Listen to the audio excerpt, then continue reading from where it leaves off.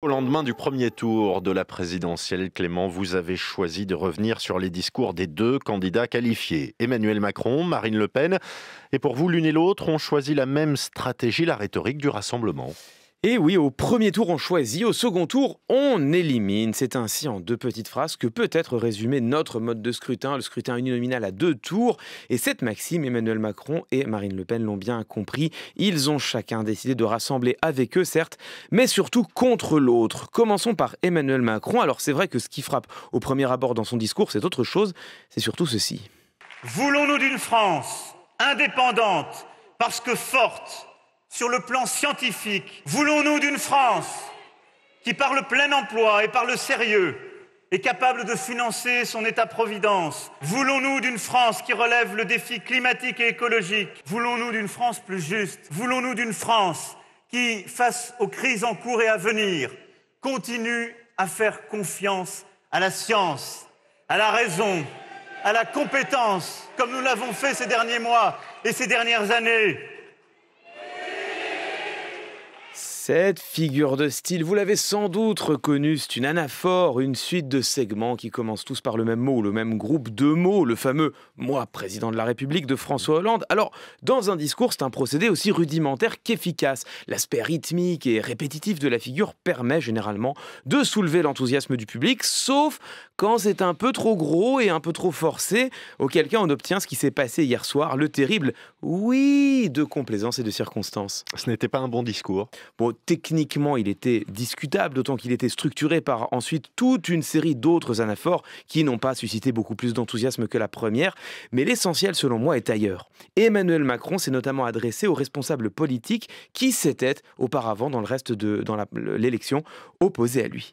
Je souhaite tendre la main à tous ceux qui veulent travailler pour la France. Je suis prêt à inventer quelque chose de nouveau pour rassembler les convictions et les sensibilités diverses afin de bâtir avec eux une action commune au service de notre nation pour les années qui viennent. Emmanuel Macron veut donc tendre la main, fort bien, nous voilà dans la thématique du rassemblement, mais tendre la main à qui? À tous ceux qui veulent travailler pour la France, c'est évidemment très clair. Dans quel but? Inventer quelque chose de nouveau, quelque chose, notez-le bien, c'est d'une précision chirurgicale, et quelque chose pour faire quoi? Rassembler les convictions et les sensibilités diverses afin de bâtir avec eux une action commune au service de notre nation pour les années qui viennent, c'est bien évidemment d'une limpidité diaphane. Ce que nous avons là, ce ne sont même pas des concepts, ce sont des généralités vides de sens. Pour s'opposer à Marine Le Pen, Emmanuel Macron cherche à susciter le plus de ralliement possible, la plus grande ouverture imaginable, sans pour autant laisser entrevoir le début du commencement d'une concession sur le fond de sa politique. Est-ce que c'est la même stratégie pour Marine Le Pen? Elle a, elle aussi, développé le thème du rassemblement avec une nuance presse qu'elle entend rassembler. Ce ne sont pas les responsables politiques, mais directement le peuple. J'appelle tous les Français de toute sensibilité, de droite, de gauche et d'ailleurs, les Français de toutes origines, à rejoindre ce grand rassemblement national et populaire. Tous ceux qui aujourd'hui n'ont pas voté pour Emmanuel Macron ont bien sûr vocation à rejoindre ce rassemblement. Marine Le Pen tente donc de transformer le second tour en un référendum contre Emmanuel Macron. Elle appelle les Français à utiliser leur bulletin de vote pour faire battre le président sortant. C'est ni plus ni moins qu'un front républicain à front renversé, voilà qui ne manque pas d'ironie. Et elle habille cela d'une formule redoutable, le grand rassemblement national et populaire. Le Rassemblement national, son parti, encore très clivant, se voit agrémenté de deux adjectifs supplémentaires. Il est grand, pour dire qu'il ne s'agit plus seulement du parti originel de Marine Le Pen, et surtout il est populaire, un clin d'œil explicite aux électeurs de Fabien Roussel et surtout de Jean-Luc Mélenchon et son Union populaire.